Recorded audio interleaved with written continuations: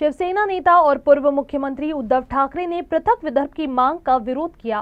ठाकरे ने कहा कि पृथक विदर्भ की मांग को स्वीकार नहीं किया जा सकता। महाराष्ट्र विदर्भ का है और विदर्भ महाराष्ट्र का है। इसी के साथ ठाकरे ने यह भी कहा कि जो महाराष्ट्र तोड़ने का प्रयास करेगा वह महाराष्ट्र का नहीं। त्याच्यापेक्षा त्यांनी विदर्भाच्या वेगळ्या विदर्भाची मागणी ही पूर्ण होऊ शकत नाही, कारण विदर्भ हा महाराष्ट्राचा आहे, महाराष्ट्र हा विदर्भाचा आहे। संपूर्ण महाराष्ट्राचे मुख्यमंत्री हे विदर्भातले आहेत। पण आता जे बाळासाहेबांचे विचार सोडले म्हणून त्यांच्या कच्छपी जे लागले ते त्याच्याबद्दल काय बोलणार आहेत, त्यांची भूमिका काय आहे। आणि सरकारने आता जाहीर केलं पाहिजे की तुम्ही महाराष्ट्र अखंड ठेवू इच्छिता की महाराष्ट्राचे तुकडे पाडू इच्छित आहे, कारण हा महाराष्ट्राच्या मुळावरती आघात करण्याचा विषय आहे। जो कोणी महाराष्ट्र तोडायचा प्रयत्न करेल तो महाराष्ट्राचा नाही।